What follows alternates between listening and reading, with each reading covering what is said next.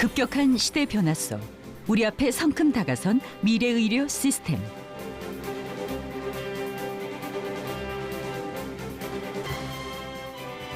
의료기술과 정보통신기술이 융합된 디지털 헬스케어 시대가 일상으로 들어오는 날도 이제 머지않았습니다.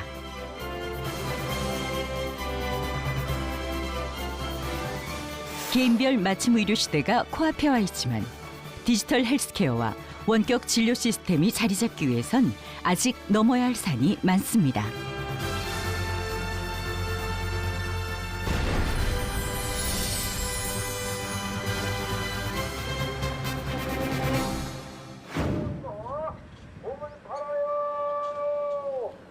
강원도의 한적한 농촌 마을.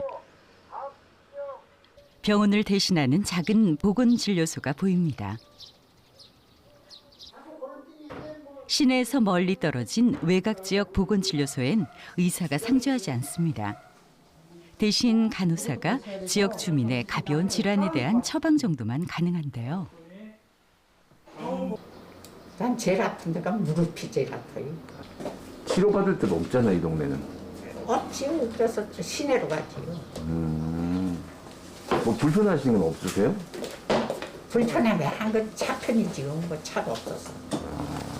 아주 그전에는 여기 버스가 자주 다녔어요. 그래서 네.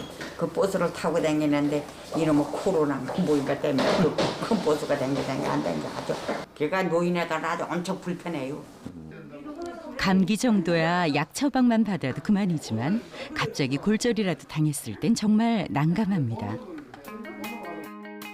그런데 얼마 전 이 작은 보건진료소에 작은 변화가 생겼습니다. 엑스레이 촬영이 가능해진 건데요. 우리가 흔히 알고 있는 엑스레이 기기와 전혀 다른 소형 카메라입니다. 자, 숨 크게 들여 마시고 숨 참으세요. 환자의 가슴에 대고 엑스레이 촬영을 하면 노트북 모니터에 금세 사진이 뜹니다.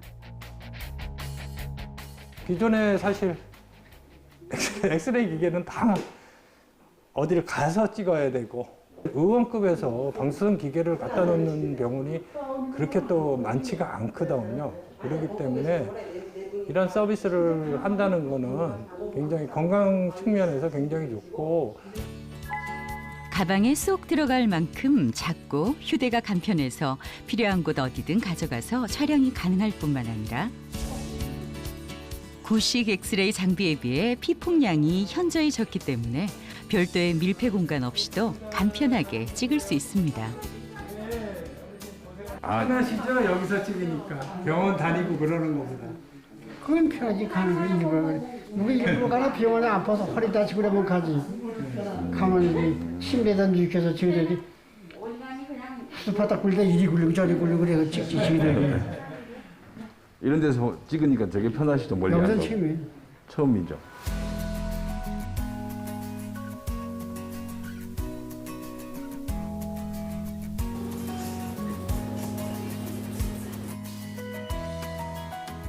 마을 보건진료소에서 촬영한 엑스레이 결과는 상급 의료기관에서 의사가 원격으로 판독하고 진료를 볼 수 있습니다.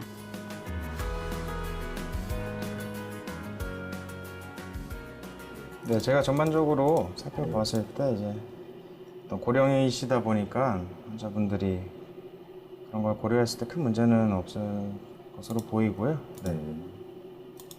격오지에 있는 이렇게 농어촌 시골에 있는 여러 가지 그런 노인분들과 환자분들의 그런 의료 서비스 질이 아무래도 시내 중심보다는 이제 거리상의 문제도 있고 여러 가지 문제 때문에 이제 닿지 못하는 경우가 있기 때문에 의사는 한정적인 숫자에서 여러 가지 이제 구석의 진료를 해야 되니까 그때그때 연결이 돼서 바로바로 상황을 내가 전달받고 그거에 대한 어떤 진단이나 처방을 해줄 수 있는 참 용이로운 부분이거든요.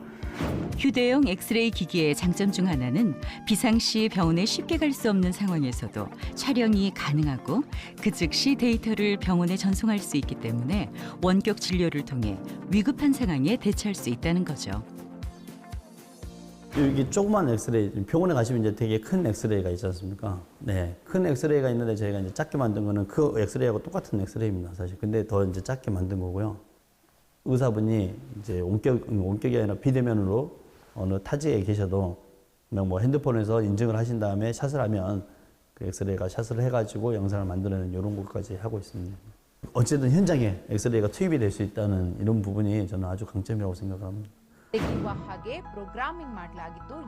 처음 기기를 개발했을 땐 국내보다 해외에서 먼저 알아봤다고 합니다. 우리나라는 엑스레이 기기가 외부로 나가는 것이 법적으로 허용되지 않기 때문에 기기를 개발해 놓고도 판로를 적절히 찾지 못해 수출에 의지했죠. 그런데 코로나 사태가 장기화되면서 활용도가 높아졌고 일부 규제가 풀리며 전국 선별검사소나 군부대 등에서도 요긴하게 쓰이고 있습니다.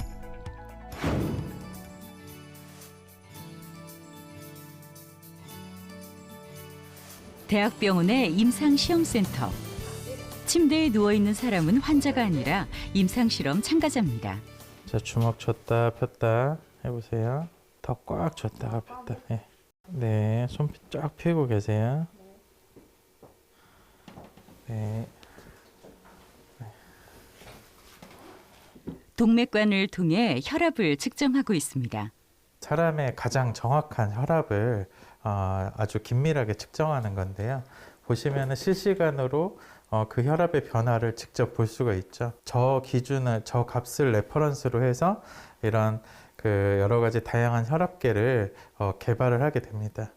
결과적으로 이런 데이터들이 모여야만 정확하게 동시에 측정이 돼야만 그 데이터를 가지고 저런 의료기기를 개발을 할 수가 있는 거죠. 원래 전에 혈압 높았던 적이 있어요? 둘째 낳고 생겼어요. 아, 그래요? 네, 둘째 임신했을 때 고혈압으로. 네, 지금 임신 중독으로. 약은 좀 드세요? 약은 이게 떨어질 때도 있고 그래가지고 약은 웬만하면 안 먹으려고. 20여 가지 생체 신호를 감지하는 환자 감시 장치 개발에 쓰일 데이터를 수집 중인데요. 참가자들의 특성에 따라 다양한 혈압 데이터를 확보하면 보다 정확한 알고리즘을 만들 수 있다고 합니다. 얼마나 신뢰도 있게 추정할 수 있는가라는 게 중요할 텐데요. 그러려면 이런 데이터들이 동시에 측정된 데이터들이 쌓여 있어야 가능한 거고, 이것은 사실 의료기기 개발회사에서 직접 할 수도 없고 임상시험을 통해서 병원 안에서만 할 수 있는 행위들이죠. 이런 것들이 의료기기 개발 단계에서 임상시험의 형태를 통해서 병원에 의뢰가 되고 병원에서 그 임상시험을 수행을 해서 그 데이터를 축적해서 의료기기 개발회사에 제공하는 형태로 의료기기 개발이 이루어지고 있습니다. 현행법으로는 모든 의료기기 개발에 임상실험이 허용되진 않습니다. 규제 자유 특구로 지정된 일부 지역에서만 일시적으로 가능한 일이죠. 그동안은 환자 감시 장치를 구성하는 대부분의 부품을 수입품에 의존해왔지만 임상실험을 하면서 국내 자체 기술 개발도 성공할 수 있었습니다. 실제 임상에서 사용했을 때 여러 가지 다양한 환자의 이제 병상이라든지 증상이라든지 이런 부분들이 굉장히 다양하게 나오기 때문에 이런 임상적인 데이터들이 굉장히 중요합니다. 강원도 일부 지역에서는 전국에서 유일하게 기업과 병원이 연계해 임상 실증을 할 수 있는 디지털 헬스케어 규제 특구를 지정하고 있습니다. 의료 정보 활용, 원격 의료 등 현재 법령 기준이 없는 항목들에 대해 일정 기간 동안 규제를 풀어서 그동안 시도하지 못했던 새로운 기기 개발 과정에 필요한 임상 실험을 하거나 판매할 수 있는 겁니다. 때문에 그동안 첨단 장비를 개발하면서도 각종 규제에 막혀 임상 실험을 해볼 기회가 없었던 의료기기 업체들이 규제 특구로 속속 모여들고 있습니다. 저는 많이 도움이 됐습니다. 네, 그리고 어찌됐든 저희가 응급진료라고 해서 엑스레이가 밖으로 나가는 것들이 됐다는 거지 않습니까? 합법적으로 이루어지고 있는 일이지 않습니까? 강원도 사업에서 이제 특구 사업에서 사업비로 이렇게 개발비도 지원해 주셨고요. 그다음에 컨설팅도 해줬고 시제품 제작 사업도 해주셨고 디자인도 해주셨고, 그다음에 저희가 이제 판매할 수 있도록 영업할 수 있도록 이런 어떤 전시장이라든지 이런 것들도 저희한테 배려를 해주셔가지고 사실 많은 도움을 주셨죠. 규제 자유 특구는 기업들에겐 큰 기회입니다. 의료기기 특화 단지 조성으로 인해 각종 지원 혜택을 받을 수 있을 뿐 아니라 규제에 구애받지 않고 임시 허가를 통해 제품의 검증을 할 수 있기 때문이죠. 의료기기는 국내에서 사용 검증을 마친 제품만 수출이 가능합니다.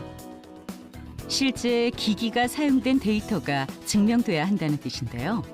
새로운 디지털 헬스케어 기기를 개발하기 위해 의료기기 특화단지로 이전해온 대기업도 있습니다.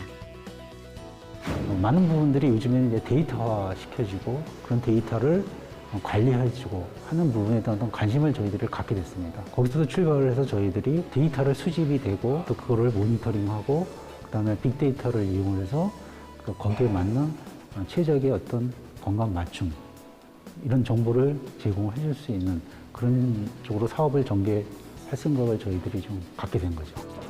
규제특구에서 개발한 대표적인 디지털 헬스케어 기기는 개인용 폐기능 진단기기입니다. 실생활에선 어떻게 사용될까요? 네, 안녕하세요. 안녕하세요. 점심 식사를 준비 중인 어르신 모습이 조금 힘겨워 보입니다.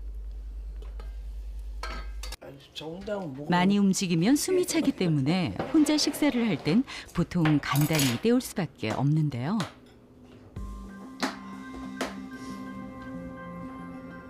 교통사고 후유증으로 폐 천공이 왔던 어르신은 기초 폐 기능이 정상인의 3분의 1밖에 남아있지 않습니다. 조금만 그래도 숨이 차니까 여기서 내려가는 것도 힘들고. 집에서는 그나마 산소호흡기에 의지할 수 있지만 이마저도 없이 밖에 나가려면 몇 발짝만 걸어도 호흡곤란과 기침 때문에 외출은 엄두도 내지 못합니다. 산소 호흡기 계속 차고 계세요? 예, 예. 이거 안 차시면 어떠세요? 나갈 때는 안 하고 집에서는 해요. 계속. 나갈 때 나가도 이 10발짝을 못 걸으니까 가다가 쉬고 가다가 쉬고 해요. 그럼 집에서 계속 사고 계시면 편하세요? 예, 집에서는 편해요. 일하고 있으니까. 기약 없는 투병 생활도 벌써 5년째입니다.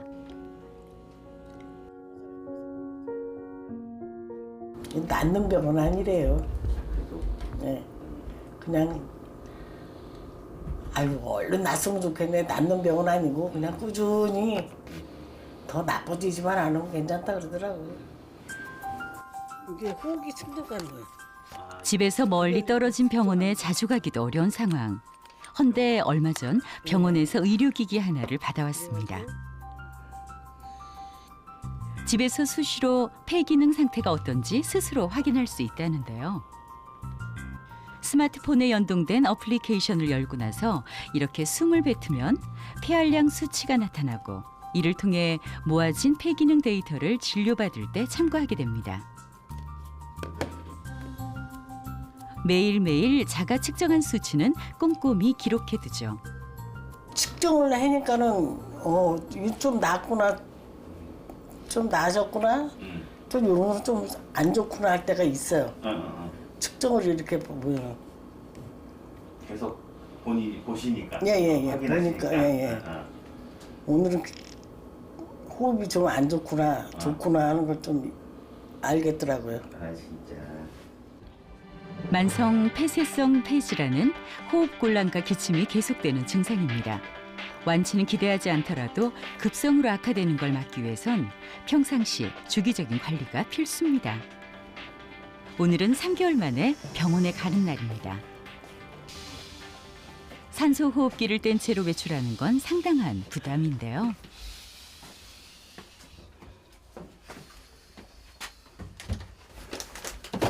아 힘들어.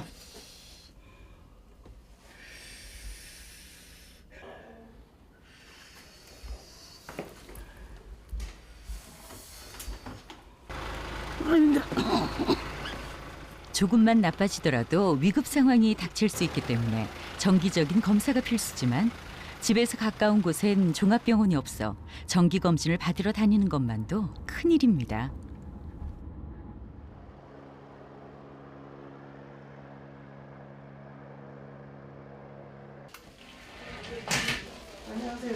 안녕하셨어요. 네. 네. 잘 지내셨어요? 네. 그나마 집에서 폐호흡 측정을 하게 된 후로는 병원에 와야 하는 횟수가 많이 줄어들었습니다. 평소 자가 측정했던 폐기능 데이터를 토대로 의사가 폐기능 상태를 진단할 수 있으니까요. 저희가 이거 드렸던 거 요 기계 잘 써보셨어요? 예, 매일 해가지고. 매일 해서 여기 갖고 오셨네요. 네, 적었어요. 3개월 동안 수시로 측정했던 폐호흡량 수치를 의사가 확인합니다. 실제 우리 병원 큰 기계로 검사한 거가 지금 0.67리터밖에 안 됐었는데 거기에 비해서는 많이 올라간 걸로 되어 있어요. 아, 예. 정확히 말하면 이제 간이 폐기능 검사 기계라고 하면 됩니다. 그래서 저희 병원에서 하고 있는 정식으로 생긴 저 기계는 전문가가 직접 핸들링하면서 측정해야 되는 건데 이 간이기는 이제 본인이 조금만 숙련이 되면 얼마든지 측정이 가능하고 이런 측정치를 이제 그 앱을 통해서 그 데이터를 쌓다 보면 그동안 그러니까 지난번에 온 시간하고 요번에 오는 시간에 그 주어진 한 3개월이든 그 기간 동안의 폐기능의 변화를 저희가 볼 수가 있죠. 그래서 그걸 보고 환자분이 3개월간 어떻게 지내셨는지를 이제 평가하는 데 도움이 많이 됩니다. 호흡기 질환은 평상시에 숨이 차거나 기침이 나도 무심히 지나치는 경우가 많은데요.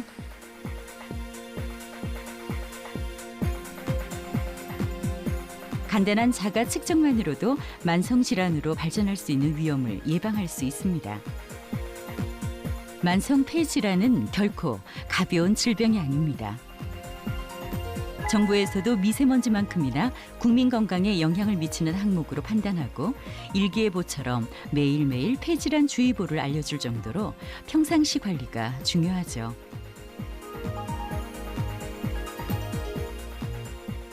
우리나라에서 만성 하기도 질환으로 인한 사망자는 당뇨 다음으로 높은 사망률을 차지합니다.